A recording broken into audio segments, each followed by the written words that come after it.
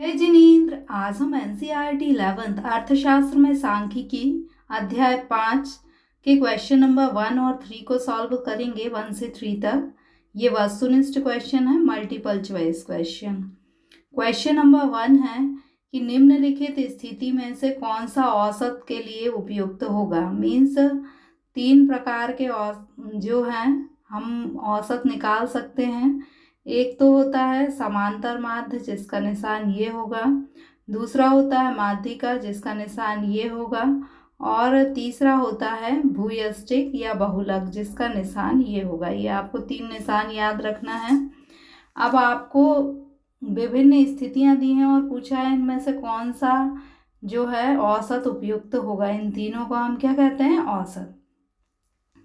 तैयार वस्तुओं का आकार, जो भी आपके कपड़े होते हैं, टी शर्ट होती है, कैप होते हैं, जूते होते हैं, मोजे होते हैं, इन सब का आकार जो है वो किसके आधार पर लिया जाता है? बहुलक के आधार पर। तो ये बहुलक आपको कैसे याद रहेगा? आप एक चित्र से याद कर लीजिए कि जो तैयार कपड़े होते हैं इनका आकार किसके आधार पर तैयार होता है? जेड। जेड मीन्स बहुलक के आधार पर इनका आकार लिया जाता है।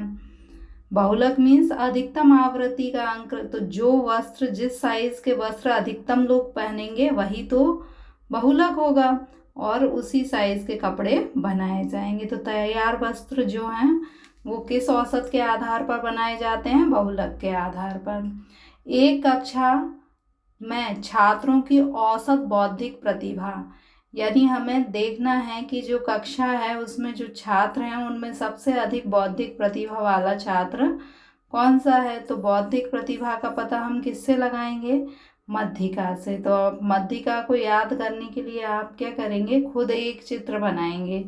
ये जो है आप ब्रेन का इस तरह से चित्र बनाएंगे और इसके ऊपर आप मध्यिका का साइन है एम, तो आप माध्यिका के लिए एम इसके ऊपर लिख देंगे। तो आपको याद रहेगा कि जो है औसत बौद्धिक प्रतिभा एम, यानी हम ब्रेन के साइज को भी ये देखिए ये एम जैसा दिख रहा है माध्यिका।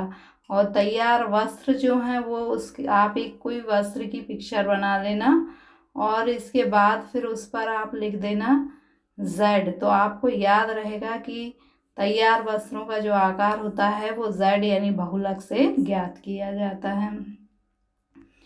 अगला है कि एक कारखाने में प्रति पाली में औसत उत्पादन। ये कारखाना है और इसमें हर पाली में कितना औसत उत्पादन होता है, इसे हम किससे ज्ञात करेंगे? जेड या एक्स बार यानी बहुलक या समांतर माध्य की सहायता से हम ज्ञात कर सकते हैं। फिर है एक कारखाने में औसत मजदूरी। एक कारखाने में जो मजदूर काम करते हैं उन मजदूरों की औसत मजदूरी हम किससे निकालेंगे? वही जेड या एक्स बार यानी बहुलक या समांतर माध्य से ज्ञात कर सकते हैं। ये चित्र से आपको याद रहेगा कि चित्र जो होता है वो हमें याद रह जाते हैं कि इस चित्र के सामने ये लिखा था तो इसके लिए ये उपयुक्त होगा। जब औसत से निरपेक्ष विचलनों का योग न्यूनतम हो, यानी इसको हम एक सवाल करके देखते हैं तो आपको क्वेश्चन समझ में आएगा। जैसे मान लीजिए 3 अंक हैं, 1 2 3। अब आप इनका क्या करते हैं? एवरेज निकालते हैं। तो यदि हम 1 2 3 का एवरेज निकालेंगे तो हमारा कितना आएगा? इसमें हम 3 का भाग देंगे 6 में तो हमारा औसत कितना आएगा? 2। अब आप क्या करते हैं कि ये जो 2 है इस 2 से आप विचलन निकालते हैं। विचलन का फॉर्मूला होता है कि ये जो आपने समांतर माध्य लिया है इससे आप ये सारे x के विचलन निकालेंगे। तो x माइनस एक्स बार, ये 1 में से जब आप 2 को माइनस करेंगे तो आपका क्या आएगा? -1। जब आप 2 में से 2 को माइनस करेंगे तो 0 और 3 में से 2 को माइनस करेंगे तो आपका कितना आएगा? +1। तो ये -1 है और ये +1 है यानी dx आपका कितना हो गया? 0। तो यही आपसे पूछा है कि जब औसत के निरपेक्ष विचलनों का योग न्यूनतम हो तो वो कौन सा औसत होगा? तो वो समांतर माध्य होगा। ये आप याद रखना कि ये माइनस है और ये प्लस है। आगे है कि जब चरों की मात्रा अनुपात में है, जब चरों की मात्रा अनुपात में हो तो हम मध्यिका से जो है औसत निकाल सकते हैं। फिर है मुक्तांश बारंबारता बंटन। ये मुक्तांश बारंबारता बंटन क्या होता है? आपने जनरली क्या देखा है, आवृत्ति ऐसी आपको सीरीज मिलती है 10 से 20, 20 से 30, 30 से 40, लेकिन इसे यदि हम मुक्त बनाएं तो क्या होगा कि 10 से कम। जैसे 0 से 10 को हम क्या लिख सकते हैं, 10 से कम। फिर 10 से 20, और 20 से ज़्यादा में सारे आ जाएंगे, चाहे उनके 40 तक नंबर हो या उससे भी अधिक। तो ये हमने क्या लिख दिया, 20 से अधिक। तो ये क्या है, दोनों छोरों पर खुली है, ये ऊपरी छोर भी इसका खुला है और अंतिम छोर भी खुला है, तो इसे हम क्या कहेंगे, मुक्तांश बारंबारता बंटन। तो जब इस प्रकार का बारंबारता बंटन हो तो हम औसत किससे निकाल सकते हैं, हम औसत मध्यिका से निकाल सकते हैं। क्यों निकाल सकते हैं? क्योंकि मध्यिका जो है वो उसे बीच की वैल्यू के लिए यदि ऊपर के और नीचे के अंक नहीं भी हैं तब भी वह क्रमानुसार जमा कर हम बीच की वैल्यू को ज्ञात कर सकते हैं। फिर है निम्नलिखित प्रश्नों में दिए गए बहुविकल्पों में सर्वाधिक उचित विकल्प का चयन करना है। पहला क्वेश्चन है कि गुणात्मक मापन के लिए सर्वाधिक उपयुक्त औसत क्या है। गुणात्मक मापन यानी मान लीजिए कि आपको सुंदरता का मापन करना है, या फिर आपको जैसे फूल है, कौन सा फूल जो है वो ज़्यादा सुंदर है, तो आपको इसका मापन करना है, तो इसके लिए कौन सी चीज़ उपयुक्त होगी, मध्यिका अधिक उपयुक्त होगी। अगला है चरम मदों की उपस्थिति से कौन सा औसत सर्वाधिक प्रभावित होता है। अब ये चरम मद क्या होती है, मान लीजिए कि आपके पास 4 अंक हैं, 10 आपके पास 4 बार हैं और आपसे कहा जाए कि औसत निकालो, तो आपका क्या हो जाएगा कि आप 40 में इन चारों का योग क्या होगा, 40 में आप 4 का भाग देंगे तो आपका औसत कितना निकल आएगा, 10। अब यदि ये 4 अंक में हमने एक और अंक को जोड़ दिया 60, तो अब 40 में हम 60 को जोड़ेंगे तो कितना आ जाएगा, 100। और अभी 4 की जगह कितने अंक हो गए, 5, 1 2 3 4 और ये 5। 100 में हम 5 का भाग देंगे तो औसत कितना आया, 20। यानी जब 4 संख्या थी तो औसत था 10 और हमने केवल एक संख्या को बढ़ाया और औसत डबल हो गया, 10 से 20 हो गया। ऐसा क्यों हुआ? ऐसा इसलिए हुआ क्योंकि जो समांतर माध्य होता है उससे यदि हम औसत निकालते हैं तो क्या होता है, वह चरम मूल्य से अधिक प्रभावित होता है। ये जो बड़े मूल्य और छोटे मूल्य होते हैं, ये 60 जो है बड़ा मूल्य है, तो ये चरम मूल्य से अधिक प्रभावित होता है, इसलिए चरम मूल्य से कौन सा मद अधिक प्रभावित होती है, समांतर माध्य। अगला है समांतर माध्य से मूल्यों के किसी समुच्चय के विचलनों का बीजगणितीय योग क्या होता है। पहले हम समांतर माध्य से विचलन लेते हैं। जैसे मान लीजिए कि ये 4 संख्याएं हैं, 3 संख्याएं हैं, 1 2 और 3। अगर हम इनका एवरेज निकालें तो कितना हो जाएगा, 6/3 यानी 2 निकल आएगा। अब ये समांतर माध्य जो हमने 2 निकाला है, इससे हम विचलन निकालते हैं, x माइनस एक्स बार। एक्स बार कितना है, 2। अब 1 में से 2 को माइनस करेंगे तो -1, 2 में से 2 को माइनस करेंगे तो 0 और 3 में से 2 को माइनस करेंगे तो 1। अब ऊपर -1 है और नीचे +1 है, इन्हें हम जोड़ेंगे तो क्या आ जाएगा, 0 आ जाएगा। यानी समांतर माध्य के मूल्य के समुच्चय से विचलनों का बीजगणितीय योग क्या होता है, 0 होता है। अगला है निम्न बताइए कि निम्न कथन में से कौन सा सही है या गलत है।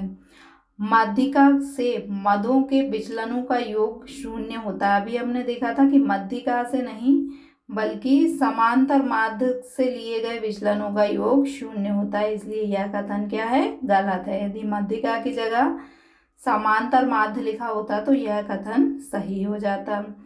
फिर है श्रृंखला की तुलना के लिए मात्र औसत ही पर्याप्त नहीं होते। यह कथन सही है क्योंकि यदि हमें तुलना करना है तो हम केवल औसत से नहीं बल्कि औसत के साथ साथ हमें विचलन की भी जानकारी होना चाहिए। अगला है समांतर माध्य एक स्थैतिक मूल्य है। जो स्थिति संबंधी माध्य होते हैं वो समांतर माध्य नहीं होता, बल्कि क्या होता है, मध्यिका होता है। ये गलत है, और यदि यहाँ मध्यिका लिखा होता तो ये क्या हो जाता, सही हो जाता, क्योंकि मध्यिका को स्थिति संबंधी माध्य कहा जाता है।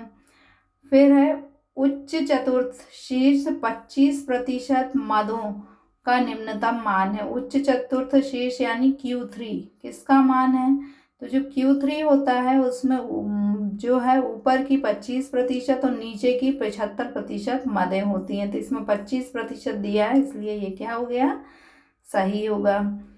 माध्यिका चरम प्रेक्षणों द्वारा अनुचित रूप से प्रभावित होती है। अभी हमने पीछे देखा था कि चरम मूल्यों से क्या प्रभावित होता है, समांतर माध्य, ना कि मध्यिका, इसलिए यह कथन क्या है, गलत है। अगर समांतर माध्य लिखा होता तो यह कथन सही हो जाता। Average size of readymade garments identify bye mode and average intelligence of student in the class is identified by median। Means question में आपसे पूछा है कि एवरेज निकालने के लिए सुइटेबल जो है सेंट्रल टेंडेंसी क्या होगी, मीन, मीडियन और mode. So third one is average production in the factory per shift is identify by mean. Average wage in the industrial concern, median। when the sum of absolute deviation from the average is least, identify by median। when quantities of the variable are in ratio, so we identify the average by median। In the case of open-ended frequency distribution, we identify the average by median or mode, both of them, any of them।